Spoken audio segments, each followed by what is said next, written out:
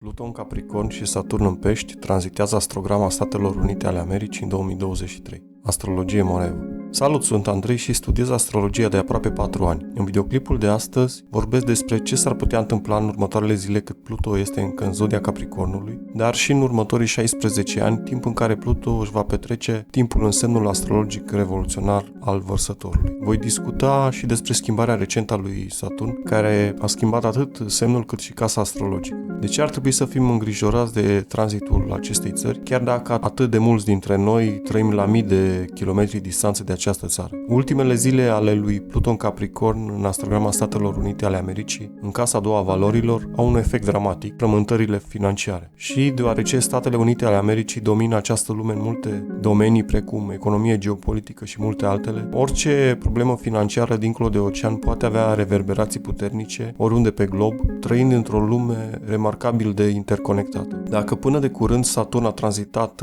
a doua casă astrologică în zodia pe care o patronează, adică Vărsătorul, pe 23 ianuarie 2023, Saturn a intrat în Pești, unde nu se simte foarte confortabil, fiind un semn de apă. Vecinii țării încep să simtă angoasa în această perioadă, care va dura până în 2025. Imprevizibilitatea succesiunii evenimentelor globale a ridicat niveluri de anxietate la cote fără precedent pentru țările vecine Statelor Unite ale Americii, care au nevoie de angajamente suplimentare, asigurări și reasigurări în discuții, dar și în fapte concrete, mai ales la nivel comercial. Așa că președintele Joe Biden a anunțat mai detaliat ce presupune programul AUKUS. Sub acest angajament au început construcția de submarine cu propulsie nucleară. Aceste țări din programul AUKUS, Canada, Marea Britanie, Australia și Japonia, dețin aproximativ 34% din totalul datoriei deținute de țările la nivel global. Acest anunț a venit după ce, pe data de 10 martie 2023, gigantul financiar Silicon Valley Bank, cu sediul în Santa Clara, California, s-a prăbușit din cauza unui bank run, adică retrageri masive din depozite. Avea active de 209 miliarde de dolari în momentul falimentului. Pe 12 martie 2023, gigantul financiar Signature Bank, cu sediul la New York, cu active totale de 118 miliarde, s-a prăbușit și el din același motiv ca și precedent. Astfel, aceste două prelori de bănci de către Federal Deposit Insurance Corporation of FDIC au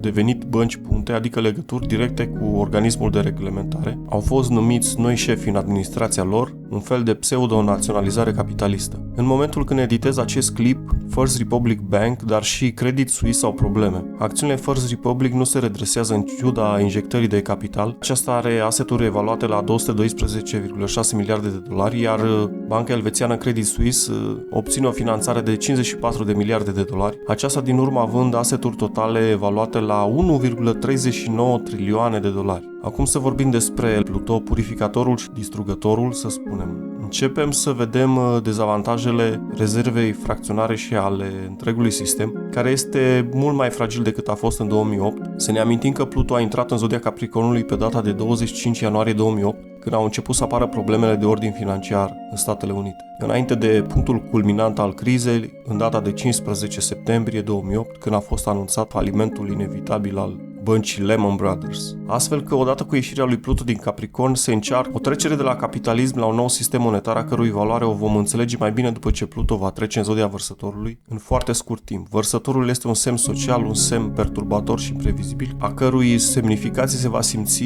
foarte profund în următorul deceniu. Deci la ce ne putem aștepta în următoarele zile? Cât timp trebuie să treacă Pluto prin semnul Capricornului până în data de 23 martie 2023, la ora 8:24, ora coastei de est a Statelor Unite. Până la această dată va mai avea loc probabil un alt faliment bancar. Tot ce are legătură cu finanțarea se va reforma, cel puțin în Statele Unite ale Americii. Pluto va dezvălui toată corupția din sistemul bancar și legăturile sale cu tehnologia, care, după cum știm, este pilonul în state, industria aeronautică și alte companii care au incorporat inovația în domenii precum retail, logistică și restaurante. Controlul asupra independenței, dar și al interconectivității și implicit a internetului va impune reglementări, dar și impunerea unui sistem care se bazează pe stimulente în baza unei cooperări și implicării directe a individului pentru a susține rețeaua. Bănuiala mea este că crearea Bitcoin, despre care se zvonește că ar fi fost creată de însăși celebra Agenție Americană de Securitate Națională sau NSA și al cărui creator este necunoscut până în prezent, a fost produsul creat de guvernul american ca un program pilot de testare pentru ca să se poată vedea